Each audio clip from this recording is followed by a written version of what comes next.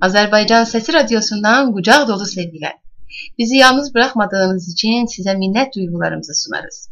Tekrar sizinle birlikteyiz. Yeni bir program ve yeni bir konuyla. Bugünkü konuğumuz Sayın Hun Türkelli. Eski milliyetçilerden olan Hüseyin Bey Türkelli, Kanada'dan insan hakları konusunda olacak. Şimdi Hun Bey'e bağlanırıq. Alo. Esenlikler Hun Bey. Programımıza hoş geldiniz. Sağ olun. Hoş gördük. Uzun zamandan sonra zaten sizin sesinizi eşidirəm. Hem bu açıdan sevindirici, hem programımıza katılmak için uzun zamandır istedim zaten sizinle danışam ama belki fırsat, belki de bilmem bir bahane bulabilmirdim. Sonuçta bir bahane oldu. Ben de çok sevindim sizin sesinizi duymana, çok şadım. Sağ olun. Ben bir daha tanışmak çok güzeldi, çok hoştu size. Ayrıcalık vardı programımıza katılmanız. Hem ben bir milliyetçi olarak hem bir hukukçu olarak ki insan haklarıyla ilgili bir sürü bugüne kadar danışılmayan sözler var diye düşünürüm. O yüzden harekette olan milliyetçi avukatlardan danışmalarını isterdim bu konuda. Ve bugüne kadar da bilmem eşidipsiz ya yok. Bir neçə röportajımız olubdu. İster Salih Bey'le, ister Nəğibə Məhmudi ilə və insan haklarıyla ilgilənən Jale xanım kimi milliyetçi dostlarımızla. İlk önce ben sizden isteyeceğim özünüzü bir tanıttırasınız dinleyicilerimize. İster hem biyografi hem hangi ülkedesiniz ve indi bir milliyetçi olarak ne durumdasınız? Buyurun. Ya benim Hüseyin Türkelli, yani Azerbaycan'da bir faaliyetlerimiz oldu 1992-91-97 yıllar arasında. Sonra yani orada siyasi təzyiqlərə, həbslərə falan məruz qaldığımız üçün Azərbaycan Respublikasına qaçmaq zorunda qaldım. Azərbaycanda uzun müddət Azadlıq Radyosunda cənabdan gələn səslər verilişini hazırlamışam, bir jurnalist kimi. Amerika səsində çalışmışam və bir sıra başqa siyasi fəaliyyətlərim olub. Bu cümlədən Azərbaycan Milli Hərəkatının, Gün Azərbaycan Milli Oyanış Hərəkatının təsisçilərindən olmuşam, bağlarından olmuşam. Bu təşkilatın Bakıdakı və daha sonra da Amerikadakı təşkilatlarına başçılıq eləmişəm. Amma indi hər hansı bir siyasi partiyanın hər hansı bir siyasi mənsubiyyəti yoxdur. Fərdi hüquq fəaliyyəti ilə məşğulam. Amerikada, Kanadada, Toronto şəhərində fəaliyyət göstərirəm. Bu daha çox fərdi insanların hüquqlarının müdafiəsi ilə bağlıdır. Burada demək, Yuxarı Kanada Vəkillər Kollegiyasının, yəni Ontario Vəkillər Kollegiyasının mütbiyəm və daha çox civil litigation, sonra cəza hüquqları, insan hakları və bir sıra ayrı hüquq məsələləri ilə bağlı burada vətəndaşlara hüquqi yardım göstərilən, hüquqi məsləhət verilən və yaxud onları məhkəmələrdə, tribunallarda təmsil edilir. Çok güzel. Bölümünüz hukuktur, öyle mi? Evet. Harda alıpsınız bu diplomanızı? Ben Kanada'da burada Hamburg'da okumuşam, Toronto'da okumuşam. Çok güzel. Hatta daha önce sosyoloji okumuşam Təbriz Üniversitesi'nde.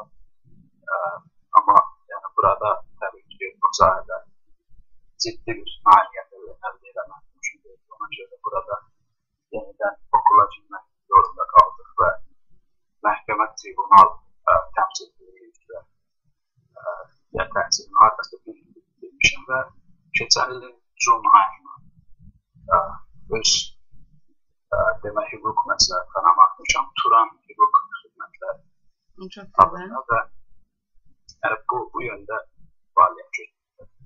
Çok güzel, bol şanslar dilerim. Hem iş hayatınızda hem de özel hayatınızda. İlk sorumuza geçecek. Sağ olun. Siz bir hukukçu olarak insan haklarının Güney Azərbaycanın istər içində, istərsə dışında insan haklarının durumunu necə görürsünüz, necə dəyərləndirirsiniz? Təbii ki, yəni ümumiyyətlə bildiyiniz kimi Güney Azərbaycan İran dövlətinin tərkibində, İran dövlətinin işğalındadır və İran dövləti də, mən İran dövlətini ümumiyyətlə bir hüquq dövləti hesab edirəm. Çünki İran dövlətində insanların, fərdlərin və yaxud xalqların və yaxud qadınların və ya kişilərin hər hansı bir hüquq təminatı yox. İnsanların azadlıqları addımbaşı pozulur. İran dövləti digər bir konstitusiyon dövlət olsa da konstitusiyası şərtli konstitusiyadır. Bir sıra azadlıqlar nəzərdə tutulur, amma şərt qoyulur. İstənilən azadlıq İslam deyək ki, şəriətinə uyğun deyilsə məhdudlaşdırıla bilər və bu da şərtli konstitusiyanın hüquqda yeri yoxdur və düzdür, azadlıqlar məhdud, deyək ki, azadlıq bütün genişliyi ilə deyək ki, həm də bir sıra məhdudiyyətlər tətbiq olunmalıdır, amma insanların fərdi və yaxud deyək, əsaslı, təməlli azadlıqları qorunmalıdır. Deyək ki, mən libertarianist biriyəm və hesab edirəm ki, insanlar istədiyi şəkildə hərəkət etmək, istədiyini eləmək azadlığına və özgürlüyünə sahib olmalıdırlar. Sadəcə onların, insanların azadlığını başqalarının hüquqları məhdudlaşdırırlar. Deyir, sənin azadlığın mənim azadlığının, sənin azadlığının sınırı və sərhəddi mənim hüquqlarımdan başlayır. Yəni biz hər bir fərd istədiyi kimi yaşamaq, istədiyi kimi davranmaq, istədiyi kimi hərəkət etmə azadlığına sahib olmalıdır, ancaq başqasının hüququnu pozmamalıdır. Bu açıdan İranda hər hansı bir azadlıq və insan hüquqlarından söhbət gedə bilməz. Məsələn, deyək, İran konstitusiyasında insanların sərbəst toplaşma azadlığı var, güya. Amma əgər o toplaşmış insanlar fəaliyyəti hər hansı İslam qaydasını pozmursa, o İslam qaydasının nə olduğu, məbani İslam dedikləri tərif olunmur konstitusiyada, bəlli deyil ki, və o buraxılır mücriyə qüvvəsinə və hökumətə və hökumət istədiyi kimi və istədiyi hərəkəti İslam qanununu pozan bir hərəkət götürür. Bu açıdan İranda həm insan haqları ilə bağlı ciddi problemlər var, fərdi hüquqların pozulması açısından çox ciddi problemlər var. Mən yəni problemlər var deyəndə bir qədər bəlkə yumuşaq ifadədir. Hesab edirəm ki, ümumiyyətlə hər hansı insan hüququnu insanda, insanların sərbəst toplaşmaq, söz azadlığı, ifadə özgürlüyü addım başı pozulur və eyni zamanda da qadınlara qarşı dəhşətli repressiyalar var. Qadın hüquqlarının pozulması adi haldır. Mən hesab edirəm ki, qadın hüquq açısından İran nəinki hər hansı bir qadınlara hüquq vermir. Əksinə İranda qadınlara qarşı ayrı seçkilik və qadınların ikinci, üçüncü dərəcəli vətəndaş və yaxud varlıq sayılması institutlaşdırılmış bir konstitusiyada konstitusiyalaşdırılmış bir vəziyyətdədir. Deyək ki, ata malının bölünməsindən tutmuş, evlənmə qaydaları və s. Qaldı, İranda ayrıca da fərdi hüquqlardan başqa həm də müxtəlif xalqlar yaşayır. Xalqların öz müqəddəratını təyin etmə hüququnun pozulması ilə bağlı ciddi problemlər var. Bilirsiniz ki, insan haqları bəyannaməsi əsasən insanların fərdi hüquqlarını nəzərdə tutur və bunun yetki alanı da insanların fərdi hüquqlarıdır.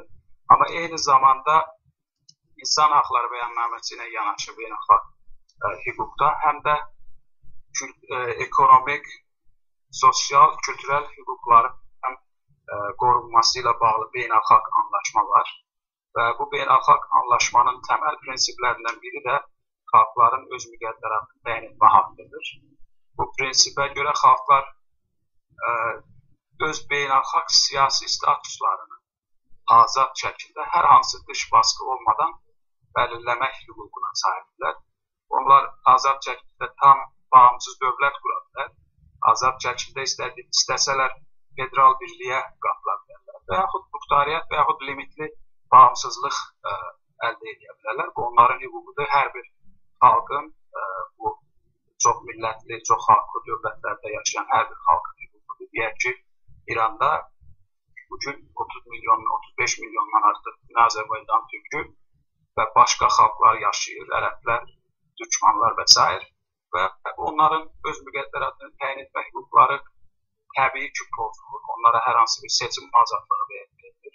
Onlara bu hüquqların uğrunda fəaliyyət göstərən hər bir fərdi hüquqları haqqında pozulur və bizim kollektiv olaraq, millət olaraq, xalq olaraq kollektiv və xalq hüquqlarımız pozulur və deyək ki, bu açıdan bizim bu self-determination haqqımızda müqəddəratını təyin etmək hüququmuzun pozulması açısından mən deyərdim ki, bir sıra axsaqlıqlar var. Siz soruşdunuz ki, yəni ölkədən kənarda bu sayədə fəaliyyətlər göstərilir. İnsan haqları ilə bağlı, fərdi insan hüquqlarının qorunması ilə bağlı bir sıra təşkilatlar var. Onların fəaliyyətindən xəbərim var. Onlar fəaliyyət göstərirlər. Amma kollektiv hüquqlarımızın qorunması ilə bağlı mən deyərdim ki, hər hansı bir quruluş yoxdur və millətimizin, xalqımızın öz müqəddəratını təyin etmək hüququnun qorunması və bu açıdakı problemləri beynəlxalq dünya ictimaiyyətinə qatılması ilə bağlı ciddi sorunlar var. Çok güzel bir noktaya dokundunuz. Zaten ben ikinci veya üçüncü soruyu bu konuda soruşacaktım. Dediniz bizim hareketin içinde gruplar vardır ki insan haklarıyla ilgilenirler Azerbaycan'da. Az da olsa vardır yani. Siz bir hukukçu olarak bunların işlerini, bunların bugüne kadar yaptıklarını özellikle dışarıda, çünkü içeride bilirsiniz öyle bir imkan yoktur o şartlardan dolayı. Nece değerlendirirsiniz? Gereken işi bugüne kadar görürler yoksa yok. Eğer görmemişlerse bunun nedeni ne? Sorun harda? Tabii ki bir sıra hüquq müdafiə təşkilatları haqqında xəbərim var. Səhv eləmirəmsə Avropada bir hüquq müdafiə təşkilatı var, fəaliyyət göstərir. Ondan başqa bizim Kuzey Amerika'da, Kanada'da mərkəzləşən Azərbaycan siyasi məhbusları müdafiə asosiasiyası var, ADAP.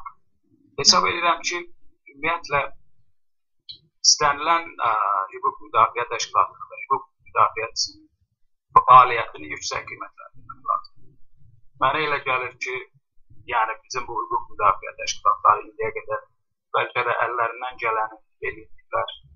Deyək ki, mən ADAP-ın fəaliyyətini yüksək qiymətləndirəm. Ola bilsin, başqa insan hüquqlarını müdafiə təşkilatları var, adlarını bilmirəm və yaxud bu, yəni adlarını bilməməyim, onların günahı yox, mənim öz günahım ola bilər, duymamışam.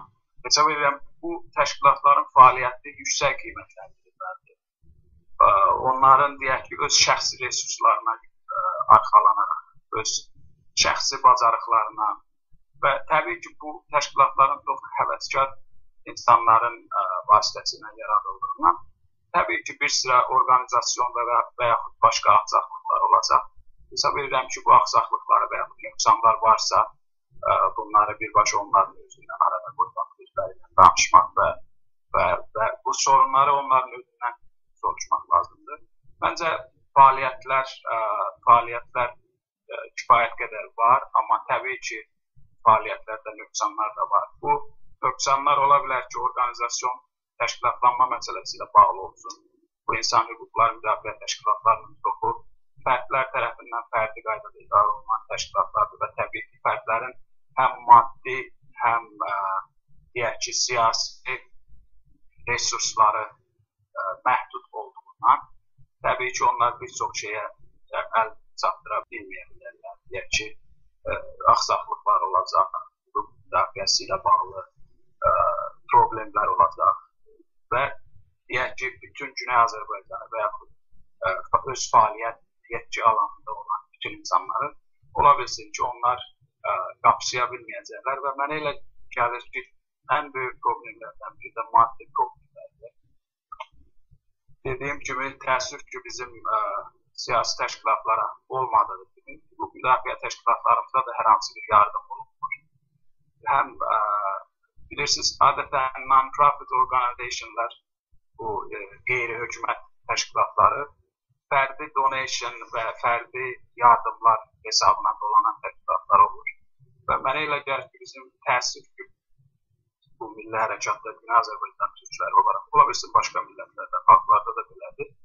Güney Azərbaycan türkləri olaraq özümüz fəaliyyət göstərməsək də, ən azından fəaliyyət göstərənlərə maddi yardım göstərmək açısından bizdə millət olaraq bir sorun var.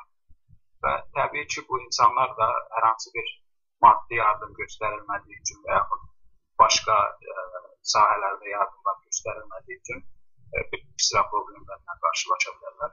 Amma ümumilikdə, yəni hər kəs bu millətin hüquqlarının qorunması ilə bağlı, hər kəs hansı addımı atıbsa, ona təşəkkür etmək lazım. Onun fəaliyyətində çalışmasını yüksək qiymətləndirmək lazım. Təbii ki, nöqsanlar olacaq, çalışma olanda nöqsanlar və çatışmazlıqlar da olur və bu da mənə elə gəlir ki, bir prosesdir və mənə elə gəlir ki, bütün siyasi təşkilatlarımız və insan hüquqlarının təşkilatlarımızın fəaliyyəti gələcəkdə bundan daha yaxşı olacaq və daha müəyyən. Çok güzel. Buyurduğunuz o gruplarımız, örneğin ADAP dediniz çünkü siz de Kanada'da yaşarsınız ve zaten onların da merkezleri orasıdır. Aslında bu ASMEK'in devamıdır çünkü ASMEK'ten olan dostlarımız vardı içinde. Bence profesyonelleşmiş bir dünyada yaşayırıq indi. Elə bir çağdayıq ki, her şey uzmanlaşmış, her konu, her şey, her açıdan. Ve bizim en büyük sorunlarımızdan biri de uzman insanlarımızın olmamasıdır veya olup da belenci bir teşkilatlarımızda veya gruplarımızda olmamalarıdır. Mesela sizin orada Kanada'da olmanız ve herhalde ADAP da Kanada'dadır. Mənə elə soru yeri vardır ki, hatta Salih Bey'e de ben bu soruyu verdim. İsterdim ki Salih Bey de mesela dışarıya çıktıktan sonra bu insan hakları gruplarının içerisinde özellikle ADAP ki hamısından daha geniş çalışır ve adı vardı. Görəm bir hukukçu olarak. Çünkü sonuçta bir hukukçudur. Hukukçu açısından bakır. Ve daha profesyonelleştirir bu meseleyi. O inhisari şekilden çıkardır eşiğe. Bizim təşkilatlarımız necə bugüne kadar her şeyi inhisarlaşdırıblar. Herkes benim düşüncemdeyse onu milliyetçi kabul edirəm. Yox, eğer benim düşüncemde değilse düşmandır, başlayıram vurmaya. İnsan haklarımızın konusunda çalışan gruplar ve insanlar da aynı metodu ve aynı izi sürdürmeye çalışıblar görürəm. Çünkü insan hakları bilirsiniz dediğinizde siz benden daha yaxşı bilirsiniz. Güney Azerbaycan insan hakları dediğinizde bir geniş kapsamlı bir şeye işaret edersiniz. İnsan hakları, insan bütün insanları tutur. İster suçlusu ister suçsuzu. Onun hakkını savunmak lazım. Ama maalesef bizim harekette biraz o inhisar tələbi hala vardır. Peki siz bunu nece görürsünüz? Niye bizim hukukçularımız, bizim daha uzman olan insanlarımız bu grupların içine girmirlər? Sorun nerede? Vallahi indiyə qədər o haqda qətiyyən düşünməmişəm. Ona görə də mənə bu suala cavab vermək bir qədər çətin olacaq. Hesab eləmirəm ki, deyək ki, ola bilsin bəzi siyasi partiyalarda, siyasi partiyanın adından da bəllidir. Təbii ki, siyasi partiya onun xətti ilə uyğun gəlməyən insanları və gruplaşmaları qapsaya bilməz və bu da təbii siyasi partiyaların deyək ki, öz xəttləri və siyasi anayasaları var. Ona uyğun gəlməyən və yaxud o partiyaya üzv olmayan insanlarla bağlı hər hansı bir fəaliyyət göstərmələri ola bilsin ki, göstərməmələri ola bilməlidir. Amma hüquq müdafiəçilərinə gəlincə dediyim kimi, mənə elə gəlir ki, bir çox problemlər fərdi fəaliyyətlər baxımından olur. Əsasən orqanizasiyonların təşkilatlanma ilə bağlı ciddi problemlər olduğu üçün bir sıra problemlər ortaya çıxır. Amma hər hansı bir deyək ki, insan hüquqlarını müdafiə təşkilatının məsələyə siz dediyiniz kimi inhisarçı yanaşması ilə bağlı hər hansı bir məlumat yoxdur və o barədə hər hansı bir komment bildirə bilməyəcəm. Qaldı ki, ADAP-ın Kanadada fəaliyyət göstərməsinə doğrudan da ADAP Kanadada fəaliyyət göstərir. Amma bu Kanada dünyanın ən ikinci böyük ölkəsidir. Yəni ADAP Vancouver'da yerləşir, biz Toronto'da yerləşirik və bizim Toronto'dan Vancouver'a bir 5-6 saatlıq uçaqla yoldur. Yəni təəssüf ki, biraz parakəndəlik var. Ola bilsin ki, bizim bu təşkilatlarla digər əməkdaşlıq eləməməkdir səbəblərindən biri də həm də coğrafi parakəndəlik olsun, bir-birindən uzaq olsun.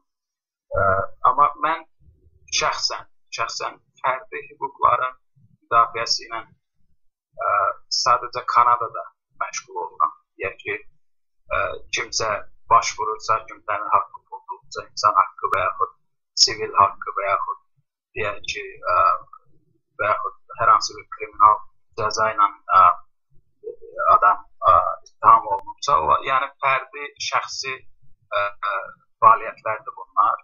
Amma biz ümumiyyətlə bir proje üzərində çalışırıq hal-hazırda. Şəxsən bir proje üzərində çalışıram və yaxud dediyim kimi ciddi çatışmazlıq var. Özəlliklə bizim bu demək beynəlxalq anlaşma üzrə hüquqlarımızın qorunması ilə bağlı çatışmazlıq var. Dediyim kimi ekonomik, sosial, kültürel haqlar üzrə beynəlxalq anlaşma var. Hansı ki 1966-cı ildə qəbul olunub və 1975-ci ildə ratifikasiya olunub.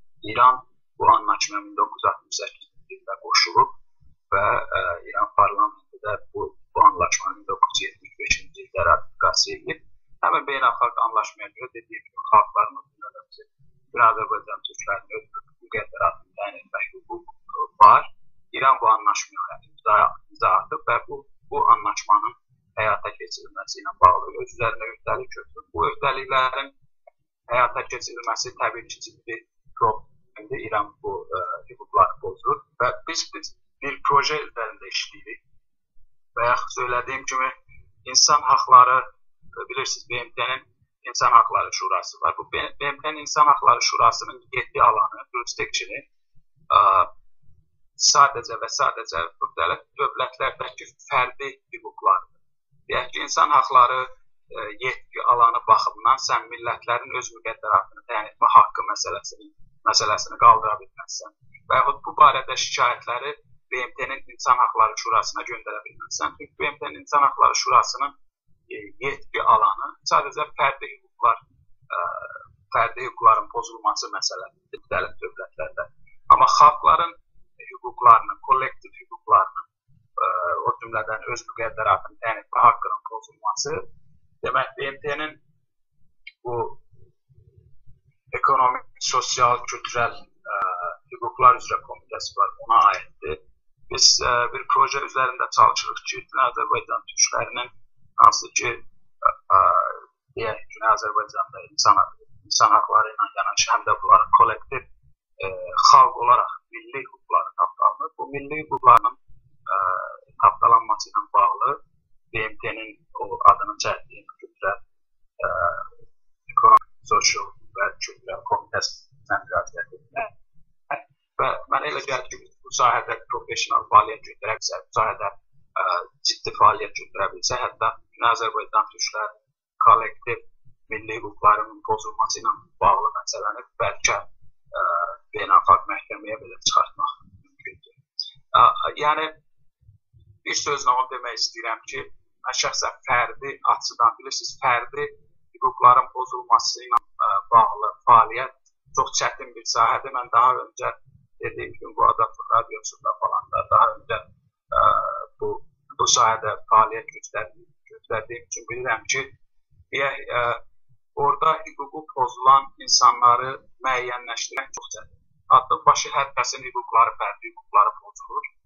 Amma bu barədə məlumatları dəqiqləşdirmək üçün çox geniş resursa ehtiyac var. Yəni ki, əgər Güney Azərbaycanda 100 kişi həbs olunubsa, həmin o 100 adamın telefon nömrələri lazımdır, onların yaxınlarına əlaqə qurmaq lazımdır, onlarla danışmaq lazımdır, xəbərləri təsdiqləmək lazımdır, xəbərlərin nə dərəcədə doğruluğunu müəyyənləşdirmək və bu sayədə beynəlxalq təşkilatlara hər hansı bir müraciət göndərmək lazımdır. Təbii ki, düşdükcə Güney Azərbaycanda baş vermiş fərdi hüquqların pozulması ilə bağlı, siyasi fəallarımızın həbması ilə bağlı bir sıra beynəlxalq təşkilatlara və yaxud mənim şəxsən münasibətim olduğu bəzi beynəlxalq hüquq müdafiəçilərinə xəbərlər, məlumatlar göndərdik. Amma bu təbii ki, dediyim kimi geniş fəaliyyət hesab oluna bilməz. Geniş fəaliyyət üçün beynəlxalq hüquq müdafiəçiləri mən elə gəlir ki, ciddi bir toplantı təşkil eləməlidirlər hər hansı bir ölkədə və bir araya gəlməlidirlər və dediyim kimi hüquq fəaliyyəti ilə bağlı problemlər həm toplantıda müzakirə oluna bilər və müzakirə olduqdan sonra bunların həll yolları nədir, çözümü nədir, bunlar haqqında fikir mübadiləsi aparırlar və ciddi bir sonuca varıla bilər. Çok güzel. Yine de sözlerinizde bir önemli noktaya dokundunuz. O da bu grupların bir araya gelmesi. Maalesef bizim harekette hiç kim bir araya gelmiyor. Hamı bir batmanda yarım batman olmak istemiyor. Hamı diğerinin işini küçümsemeye çalışır. Umarım ki bir gün o ola. Tabii ki bu dediğiniz gibi eğer biz birbirimizin faaliyetimize, çalışmamıza değer vermezsek, küçümsemeye birbirimizi veyahut siyasi partiler olsun, siyasi teşkilatlar olsun veyahut hukuk müdafiəçiləri olsun, istenilen insanın, təşkilatın, fərdin, şəxsin, şəxsiyyətin fəaliyyətlərini milli hüquqlarımızın və milli fərdi azadlıqlarımızın təmin olunması yönündəki fəaliyyətlərini yüksək qiymətləndirmək lazımdır və əgər mənə elə gəlir tənqidlər varsa və axsaqlıqlar və hər hansı bir çatışmazlıq varsa, bunları da yəni birləşdirici bir formada mənə elə gəlir, yumuşaq bir formada, birləşdirici bir formada həmin adamlarla, kişilərlə, partiyalarla bir araya qoymaq və mənə elə yəni doğru ciddi problemlər var bir araya gəlməklə bağlı. Ümumiyyətlə bizim milli hərəkətdə ciddi problemlər var. Bu da mənə elə gəlir ki, başqa bir söhbət mövzusudur. Amma bu bir proses sürəsidir. Mənə elə gəlir ki, sonunda biz də başqaları kimi bir araya gəlməkdən başqa seçimimiz olmadığını başa düşəcək və sonuçta bir araya gələcək.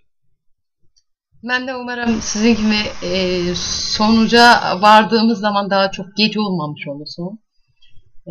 Bir an önce bu sonuca varak da her neyse gerçekten milliyetçilerin içinde sizin gibi bilgi ve aynı zamanda uzman olanlarımızın olması sevindiricidir. Ben isterdim ki o uzman insanların bir araya gelip bu təşkilatlara, gruplara, daha doğrusu gruplar değil, təşkilatlar deməyək. Çünki mən təşkilatlara belə inanmıram.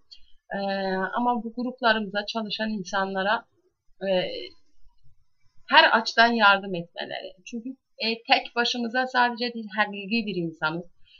Hukuki olarak hiçbir şey yapabilmədik. Herkes hemen indi belə bir durum olubdu ki, herkes sadece fərdi özü çalışır olduğu noktada, olduğu mekanda.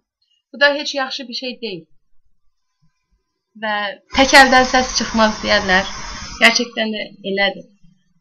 Size de bol şans arzulayıram. Ben umarım ki sizin daha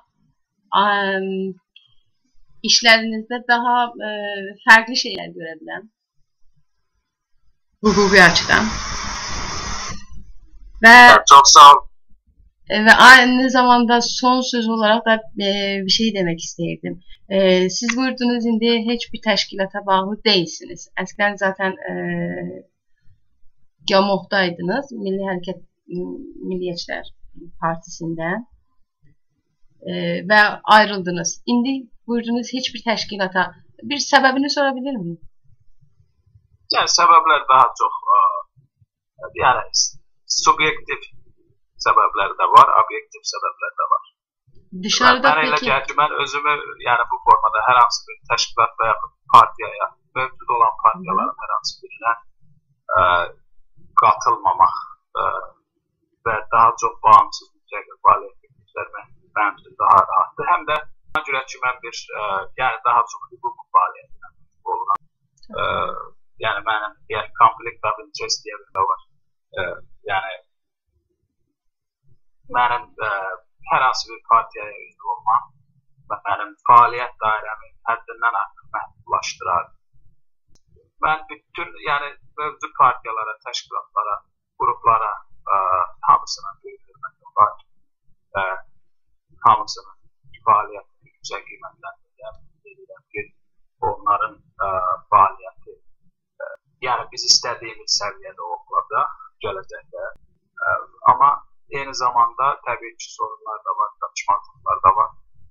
Bu sorunlar, çatışmazlıqlar yəqin ki bir zaman süreci nəticəsində Türkiyə Cumhuriyeti olmadan bu təşkilatlar, gruplar bizim deyək milli stratejik hədəflərimiz doğrultusunda bir araya gələcək və bir nöqtəyə vuracaqlar. Umarım ben de, çünkü gerçekten üzücü bir şey, özellikle benim özüme üzücü bir şey ki teşkilatlarımız o değerli ve bilgin insanları gerçekten içten ve aynı zamanda bilgi sahibi olarak yani bu harekete emek veren insanları özlerinden uzaklaştırırlar ve hemen de sebep olur ki biraz çok amatör şəklində elə biz devam edirik və hər səfərində də özümüzə bu hərəkət hələ gəncdir falan gibi sözlərdən deyirik ki, bu da aldanmaqdır. Özümüzə aldadırıq deyə düşünürəm. Çünki değerli insanlarımız hamısı bu noktaya yetişib ki, öz təkliflərində və öz özlüklərində daha çox iş görə bilirlər. Umarım ki bir an önce özlərini verərlər. Bir an önce bir araya gelmeyi düşünenler yüzleşenler özleriyle, yaptıklarıyla ve gece olmadan gerçekten birçok insanın verdiği emeğin karşılığını verirler. Çok insanlar bu yolda emek verip ve çok üzülürüm eğerse bu kadar emekten sonra eli boş bu meydandan dışarı çıkar. Size de bol şans arzulayıram. Ben de size hem teşekkür ederim, ben de size bol şanslar arzulayıram ve bütün arzularınıza, diləklərinize koşuluram ve ben gələcəyə pozitif yanaşıram ve hesab edirəm ki, millətimiz öz gələcəyini təmin edəcək, öz gələcək hüquqları, gələcək azadlıqlarını və hüquqlarını kısa bir zamanda əldə edəcək. Mənə elə gəlir ki, biz daha çok içeride Azerbaycan'da faaliyet gösteren insanlar, gruplarda, təşkilatlar üzerinde dikkat demlendirmeliyiz. Düzdür, xaricdəki təşkilatlar ve xaricdəki faalların çalışması da çok önemlidir, çok vacibdir. Çünkü bildiğiniz gibi ümumiyyətlə hərəkatların, lazımsa hərəkatlar uğur kazanması hem içeride rejime karşı mübarizə aparmaq ve onunla yanaşı hem de xaricdə lobbicilik eləmək və bu içəridə tapdalanan hüquqlarla bağlı məsələləri dünya ictimaiyyətinin diqqətinə çatdırmaq kimi xaricdə deyək ki, başqa dövlətlərin və yaxud beynəlxalq qurumların diqqətini və dəstəyini cəlb eləmək açısından xaricdəki fəaliyyətə də ciddi ehtiyac var. Dediyiniz kimi bəzi sorunlar var, bəzi çatışmazlıqlar var, amma mənə elə gəlir ki, eninde sonunda geç-tez bizim insanlar, bizim teşkilatlar tabii ki bu sonuca varacaklar ki yani ve en azından birlikte mübarizə aparmadan rejime karşı biz hiçbir şeye nail olabilir. Bu arzularınıza və diləklərinizə qoşuluram mən də. Bütün milli hərəkat fəallarımıza, bütün milli hərəkatda təmsil olunan və partiyalarımız, təşkilatlarımız, qruplarımıza və elə də insan haqları müdafiəçilərimizə uğurlar və başarılar diliyorum. Sağ olun. Biz də Azərbaycan Səsi Radiosu ekibi olaraq sizə həm işinizdə, həm özəl həyatınızda bol şans və uğurlar diləyirik. Tekrar bizim programımıza geldiğiniz için size minnettarlığımızı bildirip ve başka bir konu üzere tekrar sizinle birlikte olmayı umarız. Varsa bir son sözünüz buyurun. Azərbaycan Səsi Radiosuna sizə və bu radyonun fəaliyyət edən herkese teşekkür edirəm və sizə də uğurlar arzulayıram. Təbii ki, istənilən zaman mən sizin qulluğunuzda hazıram. Var olun, sağ olun. Size yaxşı bir gün, zaten orası günüzdür. Daha iyi bir zaman ve iyi bir gün arzu edirəm ve sizi Tanrıya emanet edirəm. Sağ olun, mən də sizə gözəl vaxtlar, gözəl zamanlar, xoş gecələr arzu edirəm. Var olun, əsən qalın. Sağ olun.